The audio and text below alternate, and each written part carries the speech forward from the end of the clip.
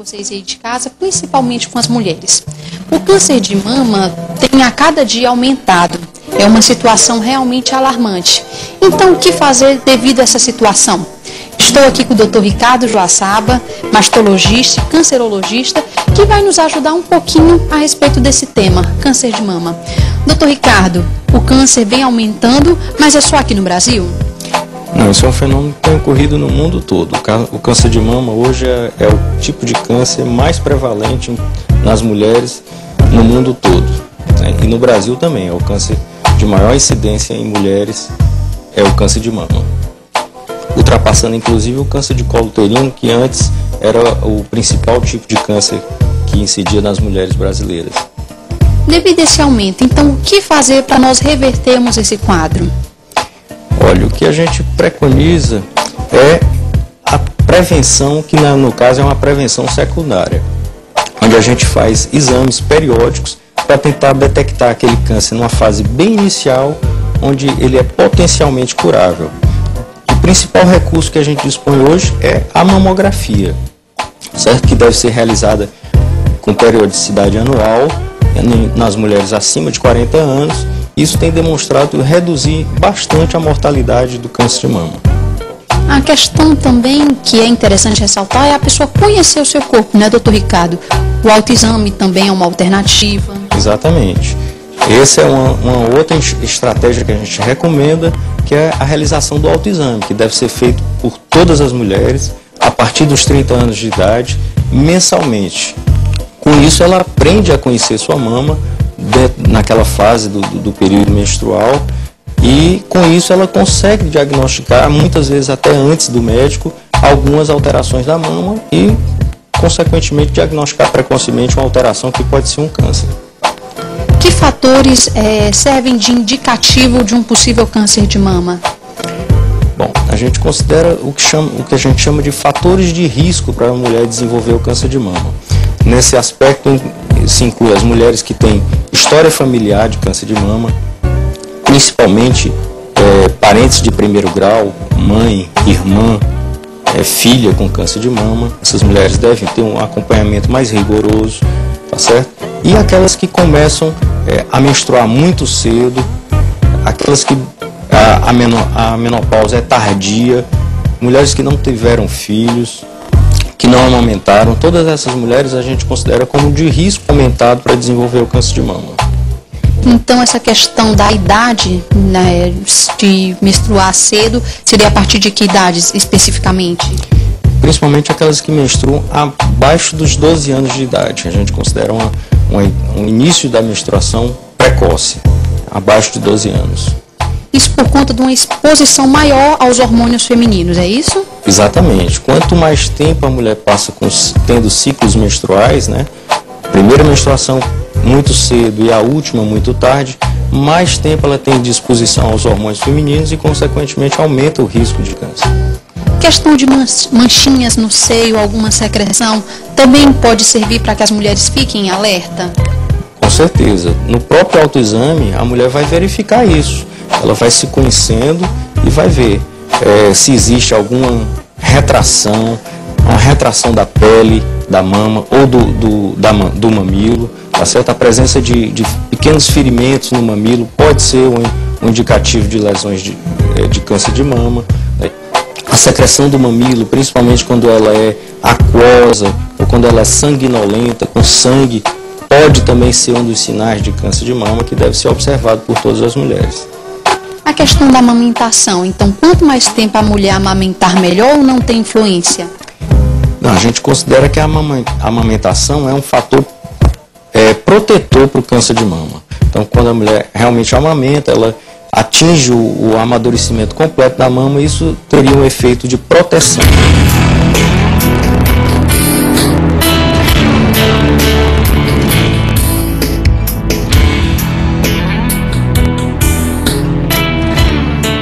No seu dia a dia, o senhor diagnosticou que o câncer de mama tem se apresentado em mulheres mais acima dos 40 ou as novas também estão começando a ter um pouco mais de risco?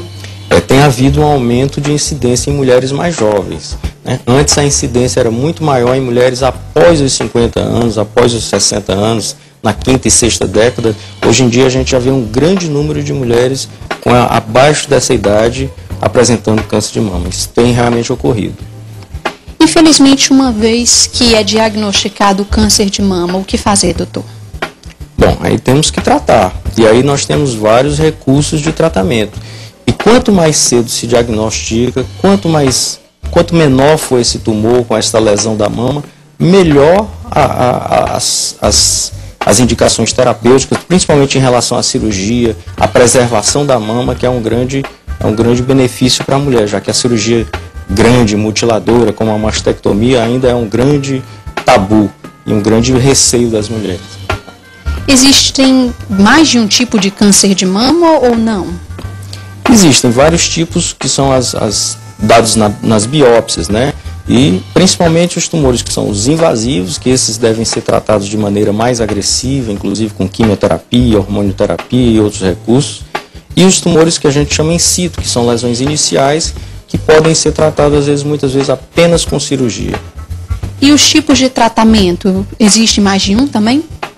Existem os tratamentos cirúrgicos, né, que têm se desenvolvido bastante, e com o diagnóstico precoce possibilitado a preservação da mama, quer dizer, muitas vezes a gente não precisa tirar a mama toda, tira só uma parte da mama, o que dá um efeito estético muitas vezes muito bom, né? Além disso, outros recursos como radioterapia, quimioterapia, hormonioterapia podem ser empregados, aí vai depender de cada caso.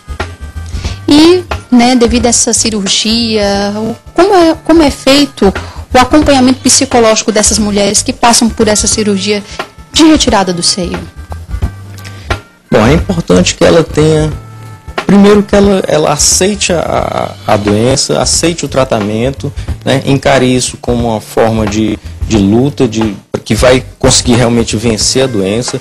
O apoio da família é de fundamental importância e sempre que necessário a gente recorre ao uso de um profissional especializado, um psicólogo, um psiquiatra, para ajudar a mulher a entender esse processo e passar por essa fase da melhor forma possível.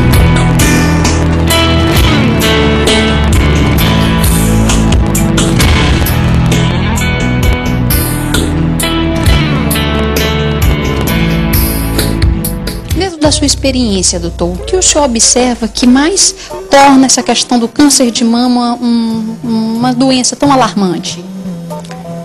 Bom, acho que o grande medo das mulheres é que ainda se fala do câncer de mama como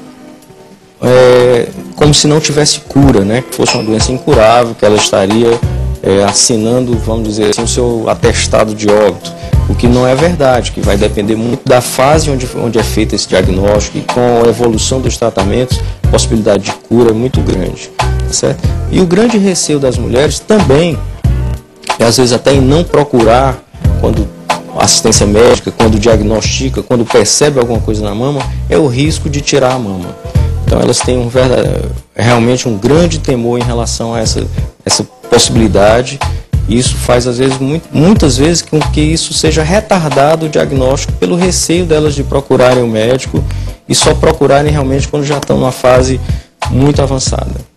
Então, acima de tudo, doutor, o recado que nós temos que deixar para todas as mulheres do nosso país é fazer o autoexame e o exame de mamografia com periodicidade, não é isso? Exatamente. Acho que esse é o grande ganho que nós teremos em diminuir a mortalidade do câncer de mama, se a gente conseguir realmente conscientizar todas as mulheres a realizarem o autoexame e que a gente busque dentro do serviço público, dentro dos serviços conveniados também, a obrigatoriedade dessas mulheres fazer o exame com uma periodicidade garantida. Nessa questão da mamografia, muitas mulheres veem o exame como um bicho de 7 cabeças, que vai doer, algo do tipo. Como que realmente é, doutor? A mamografia é uma radiografia da mama, né? Então ele deve ser feito realmente, às vezes é um exame incômodo, porque ele tem que fazer uma compressão, ele tem que apertar um pouco a mama. Então, muitas vezes as mulheres queixam que incomoda um pouco. Mas é uma coisa passageira, uma coisa rápida, é um exame rápido e que pode salvar vidas. E se for para a nossa saúde, que seja feito, não é, doutor? Com certeza, não se pode deixar de fazer um exame porque ele causa um certo desconforto e muitas vezes é uma coisa leve pelo receio só disso e deixar de passar a oportunidade de ficar curada de um tumor de efeitos tão terríveis. Doutor Ricardo, muito obrigado por dividir um pouco da sua experiência conosco e tirar um pouco das dúvidas e dessas ansiedades que habitam na cabeça de nós mulheres. Muito obrigado. Nada, é um prazer.